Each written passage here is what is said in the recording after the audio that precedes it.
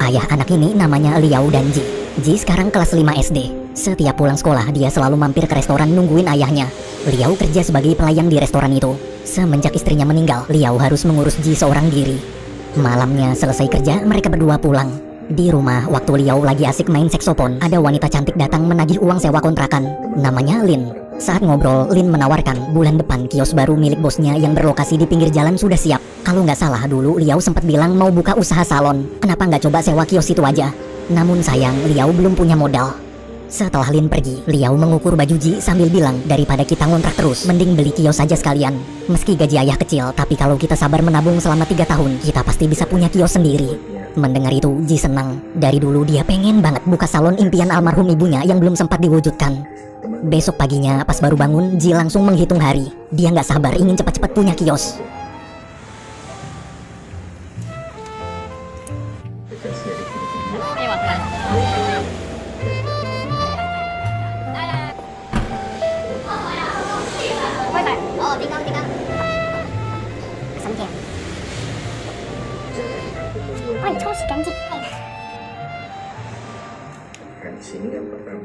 Suatu siang ketika pulang sekolah, Ji diganggu 3 bocil.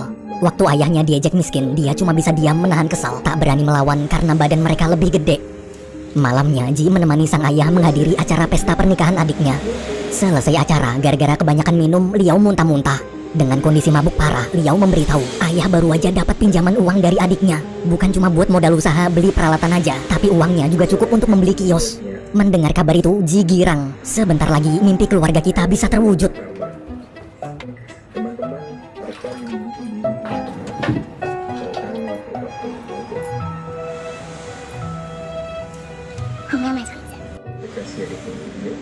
Besok paginya, waktu sarapan, Ji dan Liao diskusi membahas kios mana yang akan mereka beli.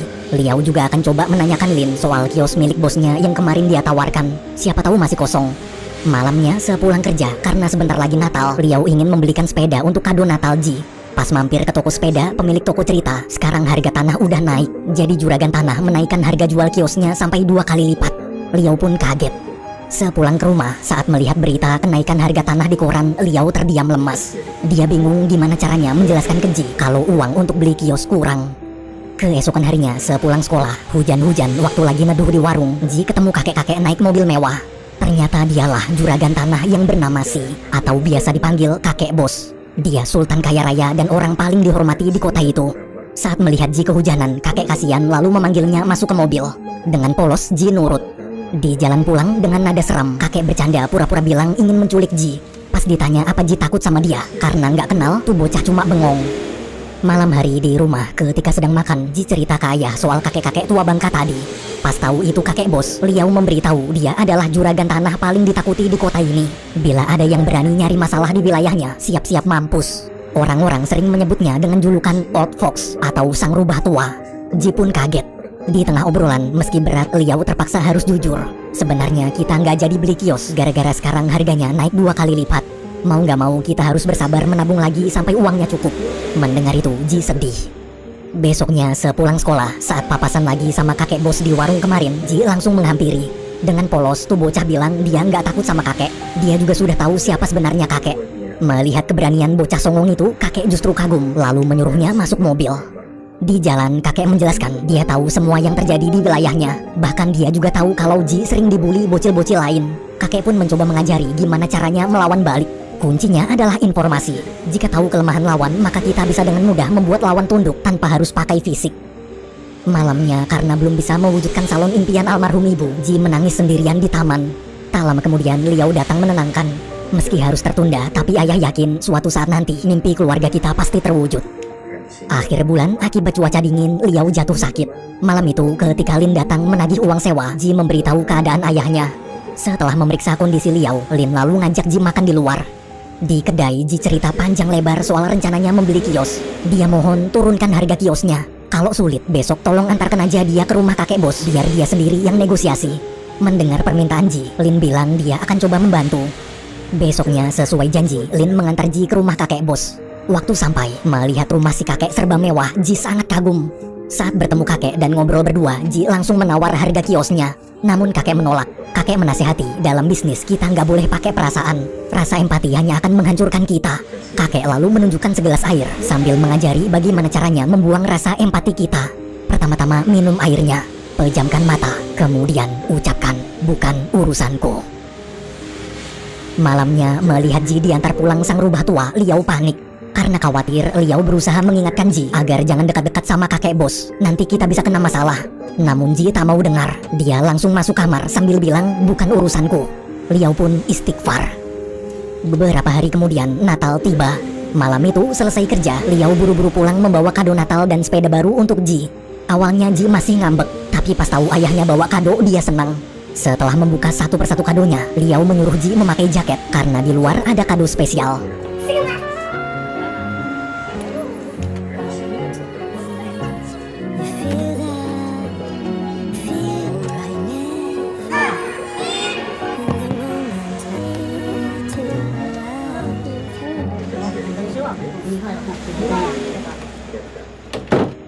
Suatu malam di restoran saat menunggu ayah kerja, Ji nggak sengaja mendengar Lin sedang ngobrol dengan pesaing bisnis kakek bos. Di balik pintu, waktu nguping, Ji kaget. Ternyata Lin ingin menjalin kerjasama untuk menjatuhkan kakek bos. Artinya Lin berkhianat.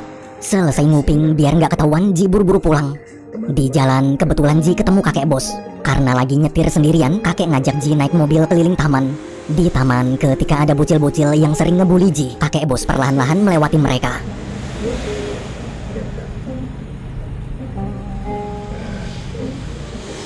Setelah melihat ekspresi ketakutan mereka, Ji sangat puas. Dia pengen banget jadi kayak kakek yang ditakuti banyak orang. Sambil tertawa, kakek bilang kuncinya adalah uang. Jika punya banyak uang, orang-orang pasti akan menghormati kita. Oh ya, Ji baru ingat. Dia lalu cerita panjang lebar tentang pengkhianatan Lin. Mendengar itu, kakek kaget.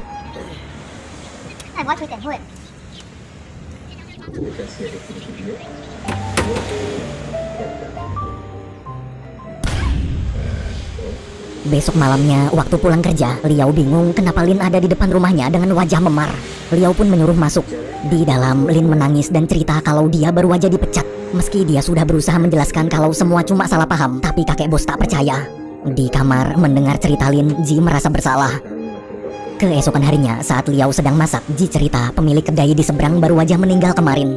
Karena kiosnya dianggap angker, mungkin sekarang harganya turun. Kenapa kita nggak coba membelinya? Namun Liao melarang, kita nggak boleh memanfaatkan musibah orang demi keuntungan pribadi. Bukannya nurut, Ji justru berkata, masalah mereka bukan urusan kita. Liao pun nabok tuh bocah. Siangnya, tanpa persetujuan ayah, Ji tetap ingin meminta kakek bos menurunkan harga kios angkernya. Waktu lagi nunggu di depan warung, Ji nggak sengaja ketemu 3 bocil pembuli. Dengan percaya diri, Ji menghampiri lalu mengancam, kalau nggak mau kena masalah, jangan pernah macam-macam sama dia lagi. Semua langsung lari ketakutan. Karena kelamaan nunggu, Ji memutuskan pergi ke pabriknya kakek. Sesampainya di pabrik, saat bertemu, lagi-lagi kakek tetap tak mau menjual kiosnya dengan harga murah. Si Ji malah nangis. Kakek lalu ngajak ngobrol di kantor. Setelah tenang, kakek bilang dia pernah bertemu ayah Ji. Dulu saat sedang ke rumah sakit, kebetulan kakek satu lift dengan Liao dan istrinya. Waktu itu Ji baru lahir.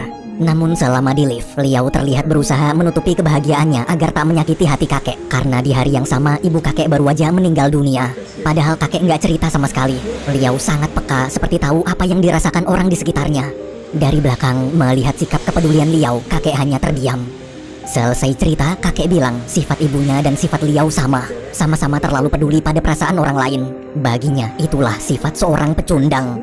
Karena udah malam, kakek lalu mengantar Ji pulang.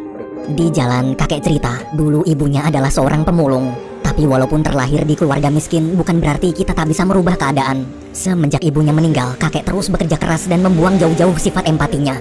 Di tengah obrolan, waktu Ji memutar musik di mobil, seketika kakek teringat masa kecilnya saat masih miskin. Sama seperti Ji, dulu dia juga selalu memohon belas kasihan orang lain untuk bisa dapat tempat tinggal. Setelah teringat kenangan pahit itu, karena tak kuat menahan sedih, kakek menghentikan mobilnya. Kakek di situ sadar dia dan Ji memiliki kesamaan, sama-sama dendam pada kemiskinan. Namun saat Ji bilang kalau sudah besar nanti dia nggak mau jadi seperti kakek, kakek langsung terdiam. Ucapan Ji barusan sama persis seperti ucapan almarhum putranya dulu sebelum meninggal. Di momen itu, sang rubah tua akhirnya sadar betapa brengseknya dia selama ini. Sesampainya di depan rumah, sebelum berpisah, kakek memutuskan berubah pikiran. Dia setuju menurunkan harga kiosnya untuk Ji. Ia janji besok akan membicarakannya dengan Liao. Mendengar itu, Ji kaget. Di rumah, Ji menangis terharu sambil menulis pesan di kertas untuk ayah. Pesan bertuliskan, akhirnya cita-cita ibu terwujud.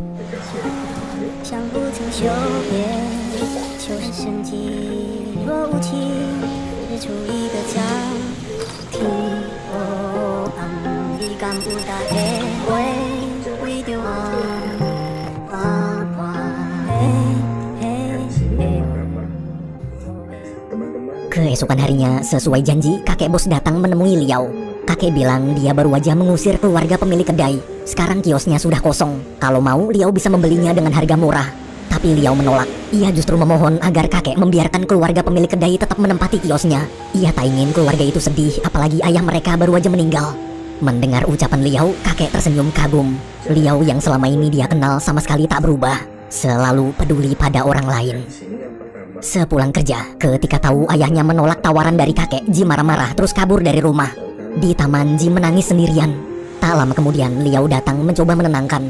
Setelah mendengar semua penjelasan ayah, Ji pun mengerti dan mau menerima keputusan ayah. Puluhan tahun berlalu, kini Ji terlihat sudah dewasa dan jadi orang sukses. Ji sekarang punya bisnis properti.